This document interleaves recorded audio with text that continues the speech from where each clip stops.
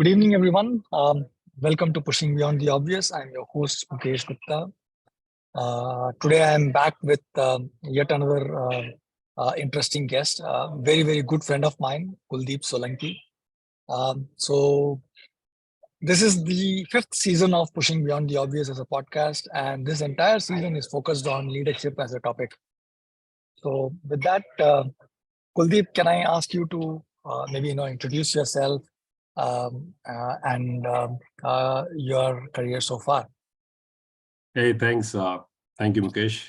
It's a delight and pleasure to be on this show with you today. I think I have seen some of the previous sessions, and somehow I'm a little bit gloating right now that you invited me to come over here and talk on the show. So thanks a lot, and also a warm welcome to everyone who's joining us today and listening to this series. So quickly, my name is Kuldeep. I've been working for the last 21 plus years, been with predominantly with two groups or two companies in my professional career, about 12 years with SAP, about 11 years with a group called Avaya and some of the companies that they worked with. And in between, I've also worked with a Silicon Valley startup in my career. I started my job right out of campus with a company called Tata Telecom that used to be a joint venture between Tata Sons and Avaya in India, and started out as a tier 3 technical expert, then joined product marketing, joined vendor management team for them, and then almost 7-8 years into my career, I moved into sales for the first time. And, I had this huge epiphany that, sales is my calling. And since then, I've been with sales. So almost 2009, 2010, in that time frame, I switched to sales. And since then, I've been with sales, done a variety of roles in sales, done hardware selling, done some enterprise software selling, and then I'm now part of the SAP world selling services. So that's the little journey that I've had, and I will say I've been blessed to have some wonderful people around me. Obviously, my parents have supported me, my family has supported me, and beyond doubt, I have come across a lot of leaders who have really helped me in my professional growth, professional career, and I'm hoping to pay a little bit of a tribute to all these people through this show today. So thanks once again, Mukesh, for having me today. Super. So I've known you since 2009, 2010, I think, when you joined AP.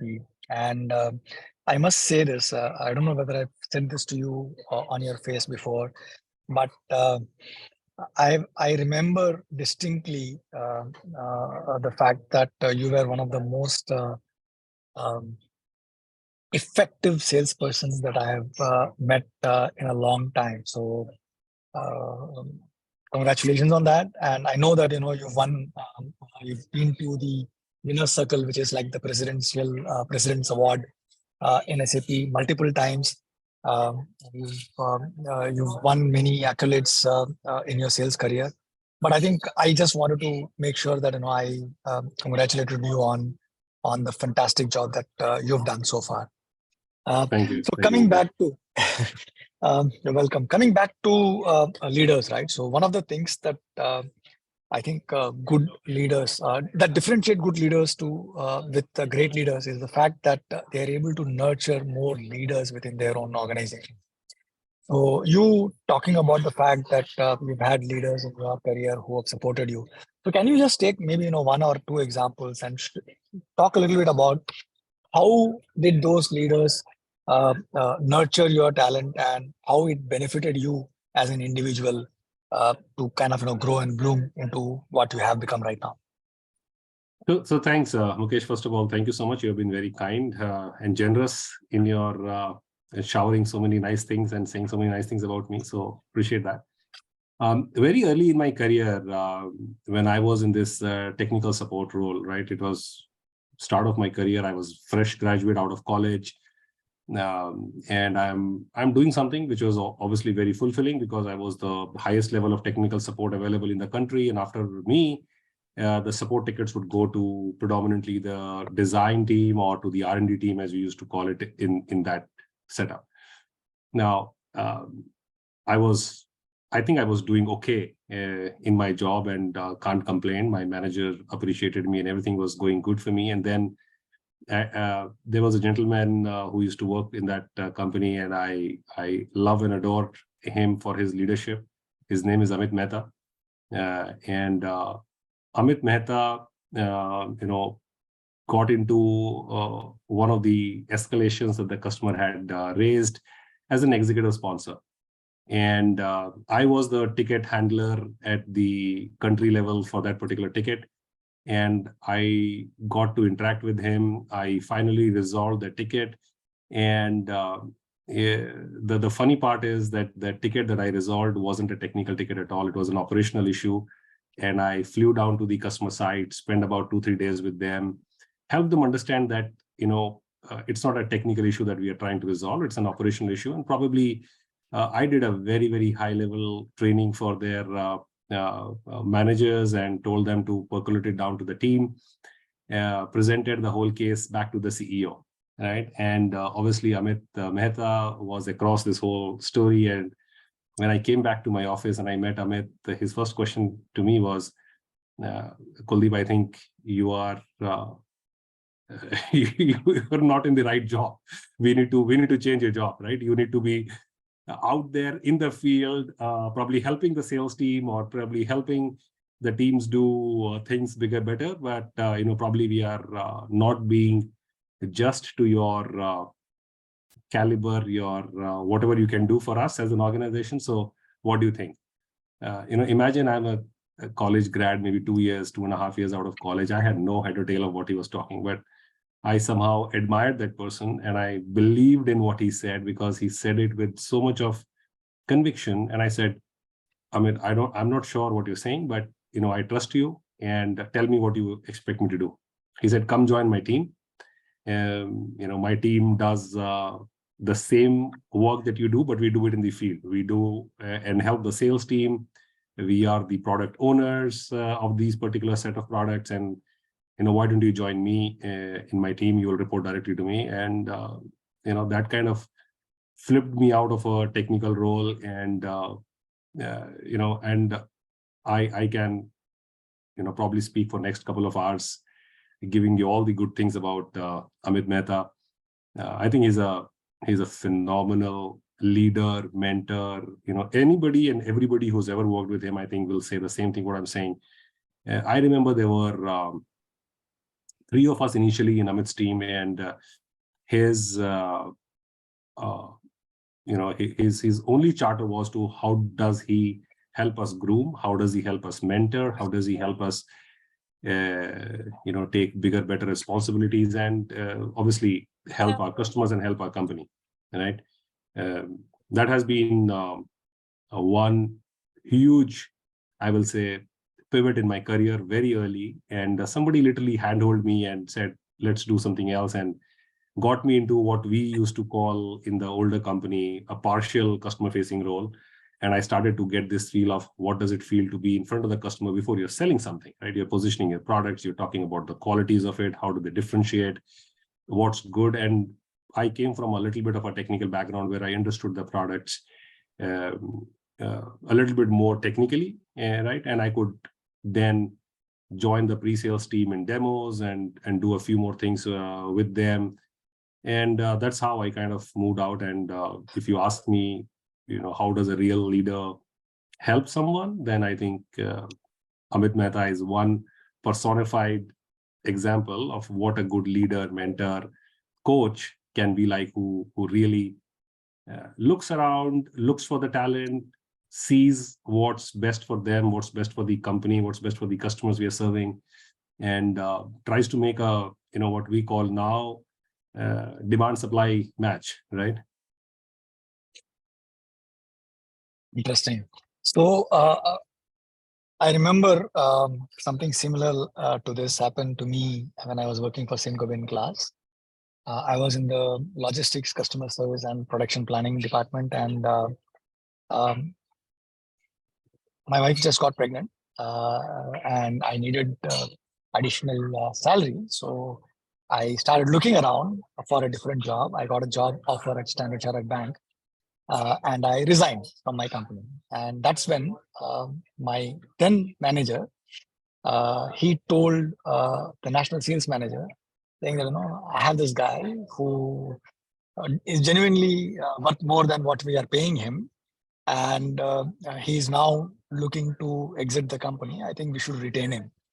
And the national sales manager then called me and asked me, had a chat. No, he didn't ask me anything. He just general chit chat, saying that, okay, what's happening? How's your work? And blah, blah, blah. And in about 20 minutes conversation, he said,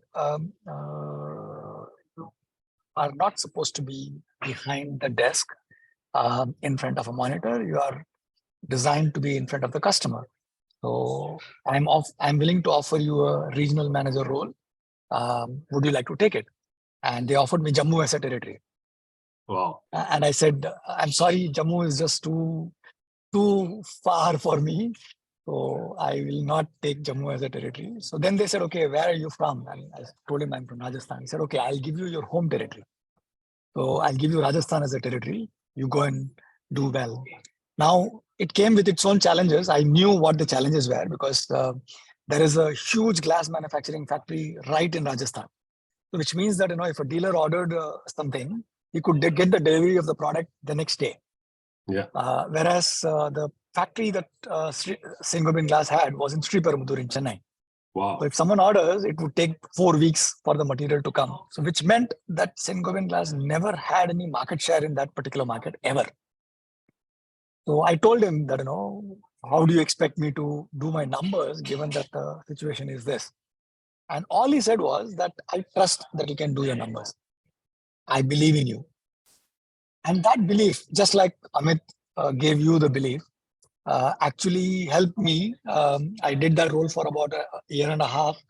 And I won every sales award that was there in that particular region, and also the national sales award for that year. And all due to the simple faith that the national sales manager put in me. I do not know whether he actually believed it or not. But I would believe that, I would think that he saw something in me, because he not only spoke to me, he also spoke to the sales heads that I was supporting as a territory in the customer service department, and they all gave whatever review they gave. So I think it was a calculated risk that he took.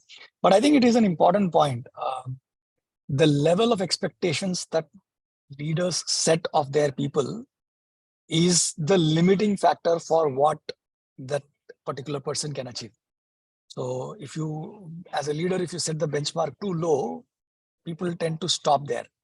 If you set the benchmark high, there is this aspiration and the belief to kind of, self-belief that to achieve that. And that is one of the ways that leaders actually can help people find reserves in them, which they themselves do not thought was in them. So I think that resonates very well with that topic, right? Going beyond the obvious, right? One thing I can relate to, Mukesh, and I'm not sure if that makes sense in this current context or not, but at least for me, it makes a lot of sense. Is you in a business scenario, you're always encountered with situations and challenges and a lot of things that will happen, and then you hit a roadblock and you say, oh, this is not possible, right? Somehow, anytime and every time I hear, oh, this is not possible, the only thing that goes in my head is that, are we going beyond the obvious? Are we thinking beyond the obvious? And have we not found a solution yet for this particular problem, right? So I honestly,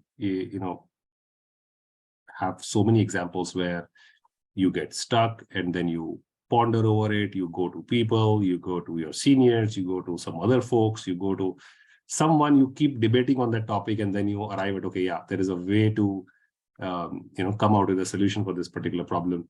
I think I've been blessed in a way where a lot of my managers have allowed me to do this, right, and not just take no for an answer, and at the same time challenge me, push me that don't come back to us with a no, right, go find a solution for this. I think that's another quality, that I feel leaders and managers or coaches, mentors, whatever you want to call them, they have. That one, they trust you, right? Second, they know what they are pushing you for, and third, I think they can sense, if you have that little bit of extra the juice left in you to go and push the limits a little bit and go beyond the obvious in a way. Yeah. Yeah, I totally agree with you. I think one of my mentors, Boris Munshi, so he's the best-selling author of Making Breakthrough Innovations Happen. So I remember him telling me that if any point in time you are in a leadership position, and if someone comes to you with a challenge that they think is not solvable, or they are not in a position to address or solve or find a solution for, all he said is 3 letters that make completely, that may potentially reframe the entire thing and get juices flowing, creative juices flowing. The 3 letters are YET. He said, I cannot find solution to this problem yet. I'm not able to solve this problem yet. I do not know how to do this yet. So the moment you add those 3 letters, then it completely opens up opportunities, and it actually nudges you that, there is still some juice possible. There is still some avenue possible. There is still some things that you have not explored. And those 3 letters I've never forgotten. Yeah. Fully aligned. Yes. So coming back to you, now you are a leader within the organization. You lead sales teams, services teams. You've led service teams in the past as well in India. Now you're doing that in Southeast Asia. So as a leader, what are some of the things that is top of mind for you, both when it comes to business as well as when it comes to the people that you are leading? Sure. So thanks, Mukesh. I think very relevant question, right? From a business perspective, right? And I'm not talking rocket science here, right? It's very basic. I think from a business perspective, the expectations are very simple. Is your business growing? Is your business sustainable? And is your business driving value, right? So you do whatever that you're doing for a business, does not matter. But I think these are the few things that any business has to look for. So anytime and every time that I am looking at a business scenario, I'm only looking at, am I growing this business? Is this sustainable in a long term? And are we adding value to all the stakeholders who are involved, be those our customers or be those our partners, right? We do a lot of business, at least in my career, majority of the companies that I have worked with, we have worked very closely with the partner ecosystem. So we have always had partners who are selling our products or selling our services and working collaboratively with us. So what value addition are we doing to this whole ecosystem of our customers and partners? What value are we driving? I think some of those things matter a lot for me in the business terms. When it comes to people, again, and I may be very myopic in my view, but I tend to give back everything that I've got, right? So the kind of nurturing that I have got from my managers, the kind of support I have got from my managers, the kind of trust I have got from my managers is what I try to give back to my team. I have always trusted my team. We have always had very open conversations. They could be difficult. They don't necessarily have to be good conversations all the time, but what is important is that between two individuals, and more so if they are in a working relationship, it is so important to have that trustful, open communication where I have the right to say the right thing, and the person has the right to, respond back in the justful, rightful way. I think that's very important. And last but not the least is, again, I always ask my team members that what differentiates you, right? You as a salesperson is probably similar to somebody else who's doing a sales for a living. So what differentiates you, right? What kind of so example, one of the person told me that the kind of relationships I build with my customers are long lasting. So those relationships stay with me even if I flip my job, even if I change my job, those relationships will stay with me. I think that's super powerful, right? One of the team members says that any conversation I do with my customer has to have a value and outcome conversation, right? So that differentiates me from anybody who's just trying to sell something for the for a sale, or somebody who's trying to drive a value and an outcome based sale, or somebody who's trying to base it on a relationship and then drive those outcomes, right? So from my team perspective, I always ask them to be trustful, to be open, to be obviously ethical. And, I have worked for large organizations, American and German, where business ethics have been super duper strong. So do your business ethically. And one of the very simple compass, again, very early in my life that I got from one of my leaders was, if ever as an employee, the question comes to your mind is, should I do this or not? You should not do it, right? It's probably wrong. That's the very reason why you got that question in your head. So very simple compass. If the question arises, don't do it.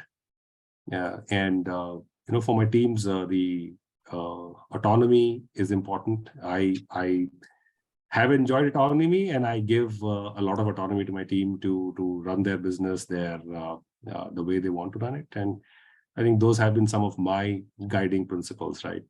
So just to summarize, for my teams, I always ask them to be open, to differentiate themselves from others, and work with ethics, work with autonomy, and do a little bit of a situational leadership as and when it is required, right? Don't wait for somebody else to come and help you. Go ahead and take that stance and do a little bit of a situational leadership whenever required. Yeah. Knowing fully well that you'll back them up, right? Of course, and that's where the whole trust part comes in, right? That's the foundation of all this. Yeah, super important. I think if you can just probably talk me through one such situation where so let me rephrase my question. So now you lead people from multiple different cultures. So you've led people from Indian origin.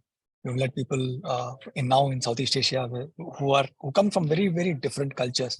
Each one of them comes with their own ideas of what a leader is and how the relationship between them and their leaders should be. Some are open and some need to be nudged to be open and communicate. So in your experience, what is something that you have seen the difference between leading people from different cultures and the difficulties of leading people from different cultures?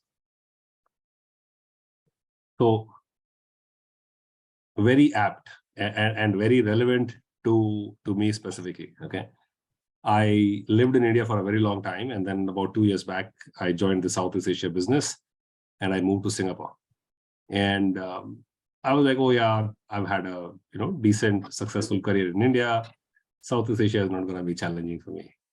Southeast Asia and India, the business are very similar, should be okay. And I was up for a mega surprise, right?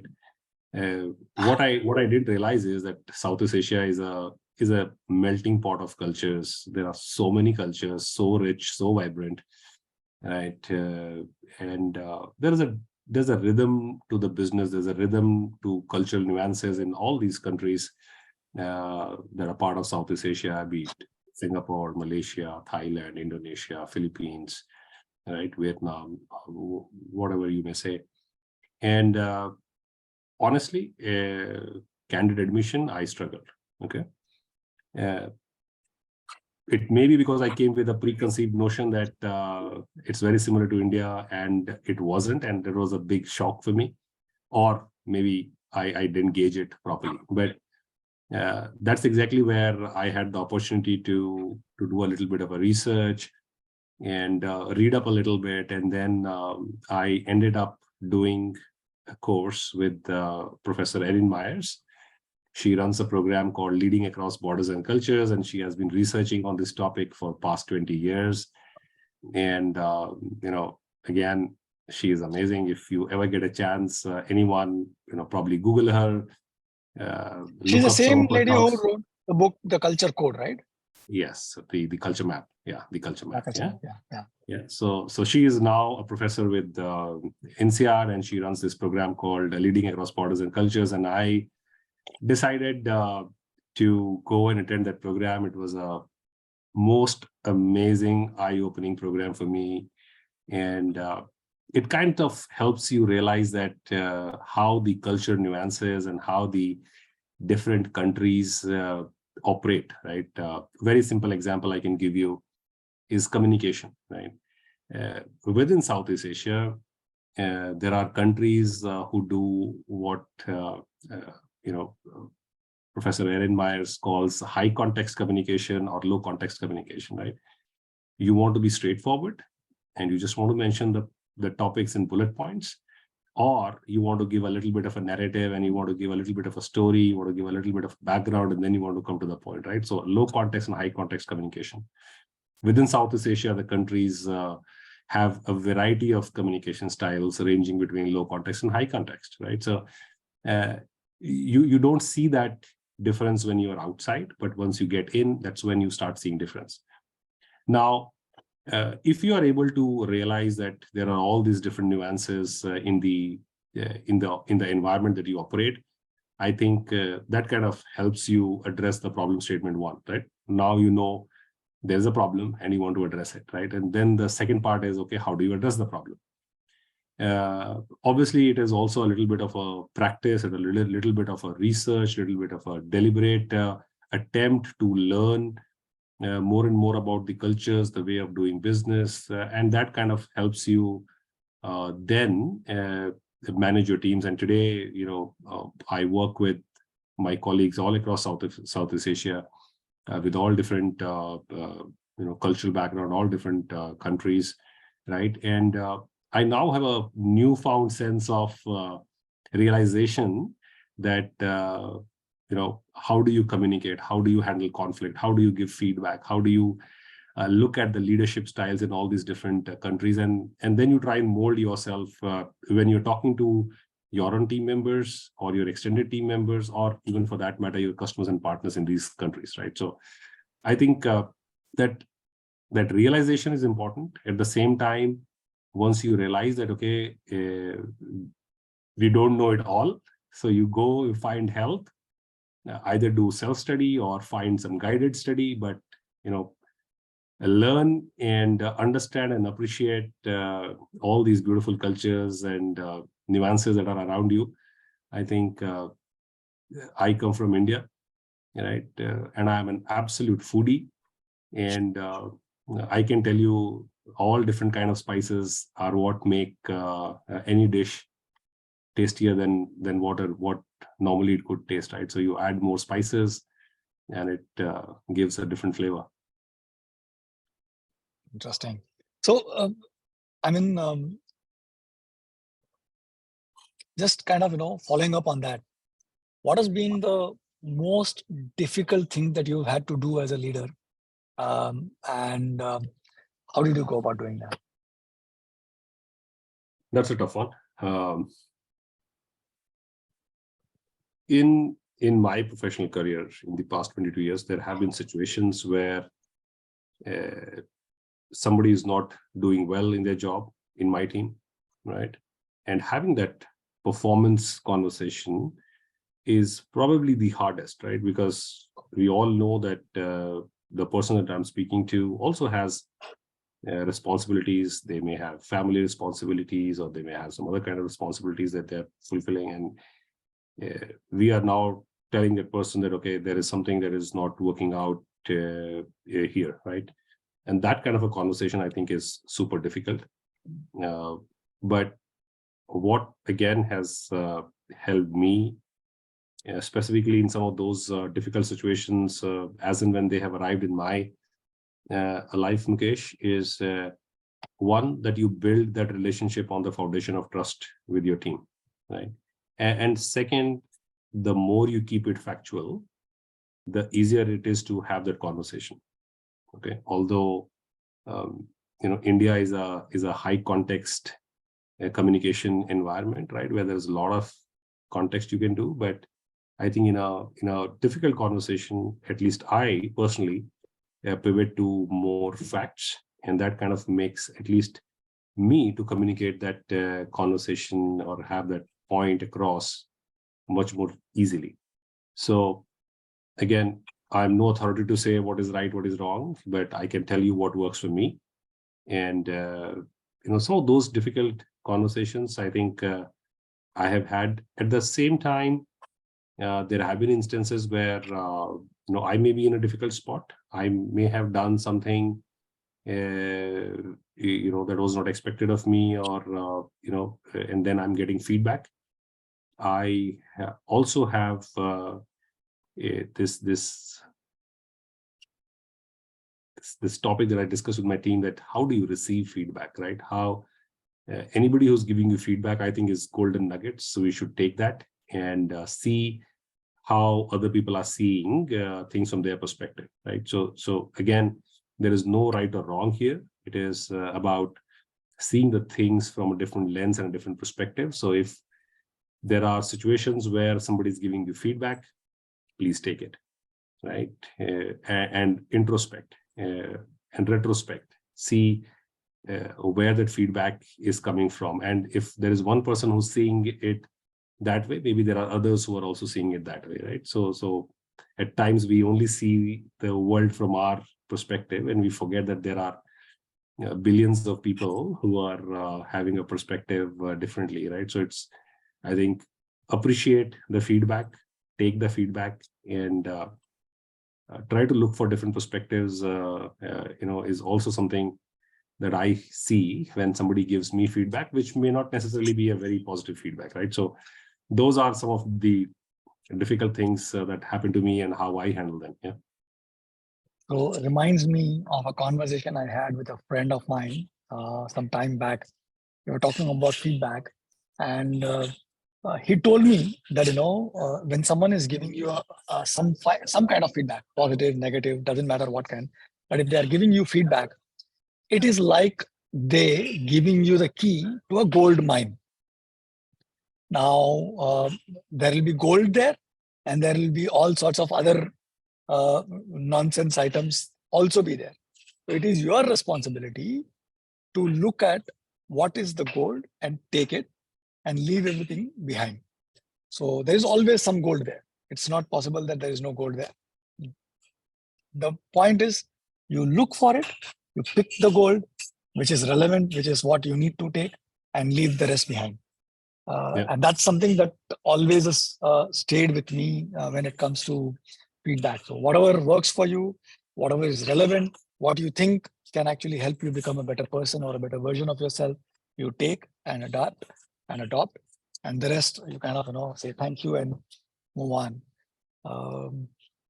Interesting. So you now already touched upon a couple of times about you going out of your way to kind of learn, whether it is cultural context, whether it is something else. So how important is continuing to learn after you've become a senior leader? Because what I've seen all around me is that once you've reached a certain stage in your career, people generally stop attending any training courses. People stop doing intentional, deliberate learning. So whatever they learn through the experience of actually doing the job is what they learn. But apart from that, I see, even for example, there have been times when there are mandatory trainings, and you'll find that the entire team is there, but the team leader is not there. I do not know how many times this has happened with you, but it has happened countless number of times with me and with people that I work with. So how important do you think, ongoing, intentional, deliberate learning is for a leader to be effective? So Mikesh, it is very, very important. And you said something, I don't know whether you've heard this from me in past or not, but another person in my professional career who also happens to be, one of the people that I work with now is Amit Khandelwal. There are a lot of Amits in my life. And one day I was having a discussion with him and I said, Amit, we are in a competitive world, right? So we are always, wanting to do something different, something more, something, out of the world. How do we keep ourselves on the edge? And he said exactly what you just said to me, on this show a few minutes back, that every day that I get up, I'm not looking at whom am I competing with or who is my peer or, where am I going? The only thing I look for is, am I a better version of myself from yesterday? The person who slept, right? So the person who wakes up, is that a better version of me or not? And, very profound. And some of those things have really, really stuck with me, right? In my career, I have done a few studies outside my college, even when I was a working professional. In 2014-15, I attended an 11-month executive management program from Berkeley Haas, University of California, Berkeley. Obviously, it was my quest that, okay, maybe I come from a technology study. I did engineering for a undergrad, and after that, I've been working. I've done a variety of roles. I've done a lot of experiential learning. But what about the structured learning, right? So I wanted to get a little bit more in terms of structured learning from a management perspective. I enrolled myself in this 11-month program, and I think, again, very transformational, at least for me, very helpful in understanding a lot of aspects of business that we know today. So I attended this program called the BEPM, Berkeley Executive Program for Managers. And then later, like I said, I also attended very recently the INSEAD program for leading across borders and cultures. And the constant theme that at least I see in any of these programs, when you talk to the cohort or the group members that you are working with, your study group, is they're all people who want to do a little bit more, a little bit extra. And that's the quest that they have, that they want to know more, right? And all of the people that I have met in either in my BEPM program or in the INSEAD program, everyone feels that stagnation or status quo is something that is not going to take you anywhere, right? And today we are in such a dynamic world, and one of my course mates in the Berkeley program gave this example that, I'm a marketing professional. And marketing for me a few years back meant radio, TV, print, right? But if you ask me marketing today, it's only digital. And it's so relevant, right? In a few years, the whole marketing paradigm has shifted from the traditional marketing that probably we used to know in our childhood versus what we call marketing today, right? At some point in time, we used to call it digital marketing. But today, digital marketing is the default marketing, right? Nobody talks about the print media ad kind of a marketing as marketing, right? So things will constantly keep changing. Our environment is super dynamic. And how do you keep yourself evolving? How do you keep yourself abreast with what's happening new? A lot of basic principles will remain the same, right? But how do you work with them today in the current environment is what will change with time, right? And if you want to be a leader who's really helping your teams, who's helping your customers, who's helping your organization, who's helping your partners, then I'm very confident that this constant learning cycle has to continue, right? Why some of the leaders don't join some of these programs, and I've been blessed that I work with companies where there's a lot of focus on learning. My company, for example, gives people a 7 working day off as a my learning time, right? So you can actually take 7 days off in a year specifically for learning. right? There is a lot of emphasis, and I think some people get a little lost where they feel that learning is not important. They can continue to do their work, but I fundamentally believe that learning is super important. You have to challenge the status quo, which is also one of the values from the Berkeley. If you look up University of California, Berkeley, one of the values that they have is challenge the status quo, right? How do you keep evolving, right? And the very famous saying is stagnant water can have mosquitoes, right? So you got to keep stirring the pot all the time, and I think that's what for me becomes very important, where you have to constantly learn, you have to constantly evolve, and a lot of these sorry Mukesh, a lot of these learning opportunities and when some of these trainings and other things happen for organizations, right?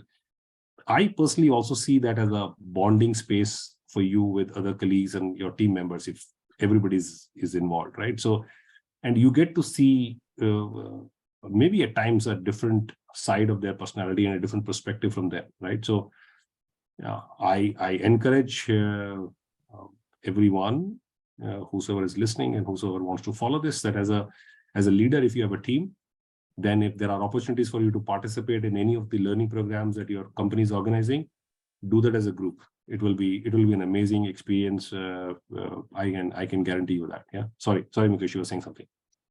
No. So I was just going to ask you. I mean, obviously, you've done many intentional, formal learning by going to schools and colleges.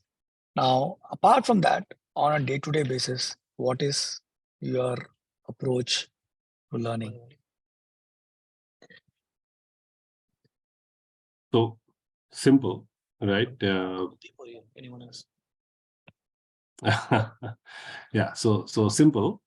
My approach is not that very different from a lot of people around me, maybe, and I'm kind of presuming it here, right? One, I try to read some of the global news forums, right? So you kind of read the news which is there from a global perspective, right? Read some of the business headlines.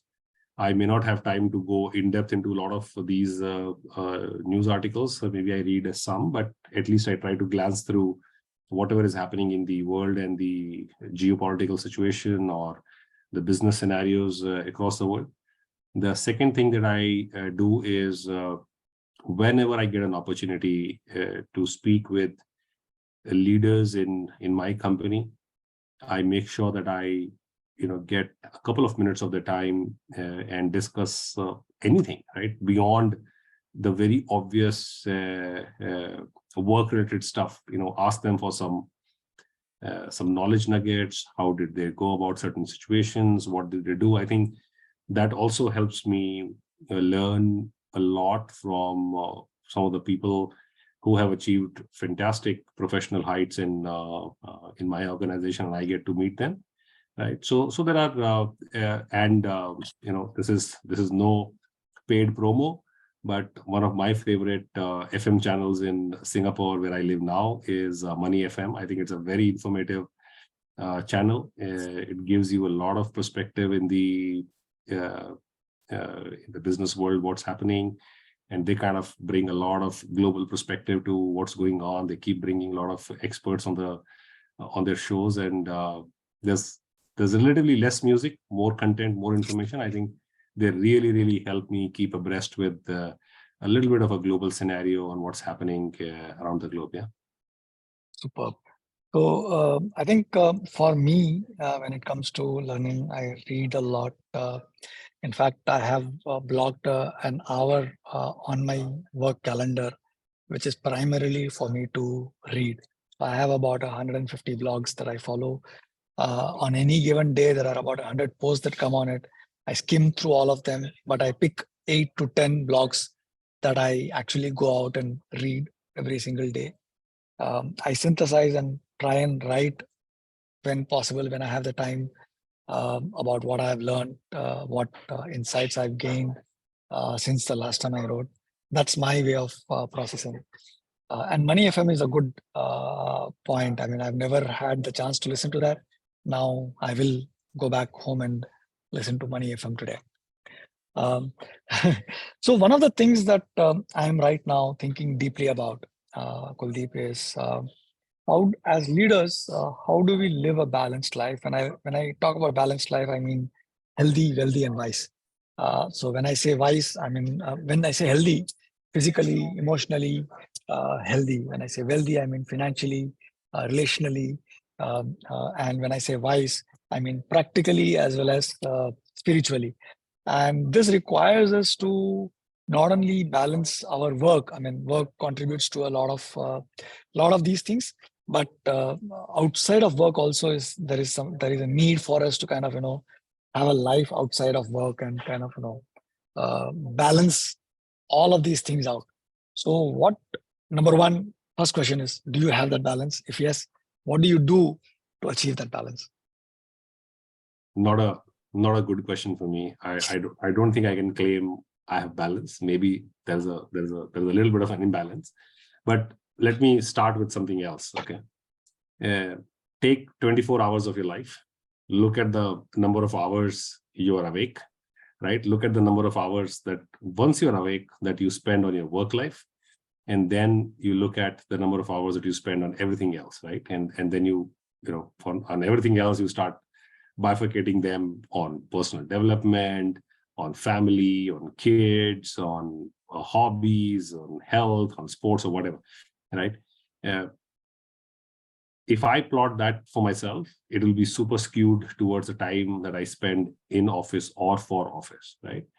Which also means that the time that I spend with my family is less, and hence that time has to be a very high quality time, right? I practice a few things. Not every day I'm successful, but most of the weekdays I practice not to have late evening outings or meetings or calls or whatever. So my cutoff is 7-ish, about 7 p.m. I take a cutoff, and after that I avoid attending anything to the office, and that kind of swings me into my family or my personal time. Weekends, I absolutely hate and avoid working over the weekends unless it's like code red. I avoid working over the weekends, and I very, very highly encourage my teams to not even send emails or messages or whatever over the weekend, right? I think we live in a very, very connected world, Mukesh. It has to be a very conscious effort to stay disconnected. I am not a good example of detoxing myself from digital, but I know of some of my friends who do a very deliberate detox, and I am still in the process of learning how to do that. I think you touched another topic, which is wealth, right? From a wealth perspective, and it's about emotional and money and whatever, right? The simple principle is you invest and you reap benefit, right? You gotta invest that time, that money, to make sure that you are growing that, and you invest it in the right way. It is it's a little late that you realize that spirituality does not mean religion, does not mean God. It's a little different or a higher level view of life, right? And it does not matter whether you read a holy scripture or a holy book or some of these other people who speak good about life. But I think spiritually, I believe in a higher power that governs all of us. And spiritually, I also believe very strongly in the karma, right? So if you're doing good things will happen back to you. It's a tit for tat, whatever you want to call it, right? You want to call what it goes karma, around comes around. what goes around, what comes around, whatever you want to say, it's a boomerang. And I very, very strongly believe that it's always a balance of your deeds that will happen. So it's best to do good deeds, so the good deeds come back to you. Yeah. So spiritually, that's how I structure myself. I also have a little bit of a advice. It's very difficult, but somehow, um, I don't know, I'm able to follow it. I also compartmentalize my brain a little bit, right? So I kind of say work is work, and family is family, or personal time is personal time. So I'm able to do that differentiation a little bit. Once I want to switch off from one of the things, I'm able to switch off. It's easier said than done, but trust me, it's deliberately, you have to keep pushing yourself to do that, and I'm sure one day you can do that. It's like I said, it's easier said than done, but it's possible. I'm a living example of that. I've been trying to do that for a long time now. Still struggling, improving, but still struggling. You will have a eureka moment soon, Mukesh. Touch wood. I really hope I do. So we are coming close to the time that we have. We have about 7-8 minutes to go. So a few questions that I generally ask all my guests. So number one, what's the most challenging thing that a leader faces in today's world? In my opinion, it is the dynamics of the business, the pace at which the businesses are changing. I think that's very, very, I will say, volatile compared to what we are coming in, right? The whole transformation, the way technology is evolving, and thanks to the generative AI and the whole new things that we are seeing around us, the business environment is super, super volatile. And I think as a business leader, does not matter what part of the business you are in, which domain you are in, we are always at the cutting edge of so many things happening around us. I think that's what I feel is a challenge and an opportunity at the same time for businesses today and leaders today. Yeah. Okay. So there is a whole lot of debate right now in the zeitgeist that leaders should be coaches and coach their teams. While it's good to hear, it's very difficult to practice, is what I have seen. So, what's your opinion on that? So Mukesh, very simple for me. It's not even an option, right? I could not have been at the place where I am had I not had good mentors, coaches, managers around me. Again, I am blessed. I thank my family. I thank my parents. I thank my God. I thank my mentors, coaches, and managers that I have met. I think had they not been there, probably I would not have been at the position where I am today, right? So be thankful. And again, going back to the whole do good, be good, have good, receive good kind of a situation, right? So if you are being good, I'm sure you'll receive goodness back. So at least for me, there is no discrepancy in this. To be a leader, you have to be a good coach, you have to be a good mentor, and your life becomes easy, right? If you have people around you who are capable, whom you have groomed. As a leader, my life becomes significantly easy because now I have a team that I trust, people whom I have groomed, and people I know can take more responsibility, and we kind of share workload amongst us as a group, as a team, right? So as a leader, it is super important for one to be a coach and mentor people around themselves. Yeah. So do you think it is okay? Let me rephrase this. How important do you think it is for leaders to have external coaches who are not their bosses? Very, and very. And one of the leaders in my organization, her name is Alison Skidmore, amazing person, phenomenal leader.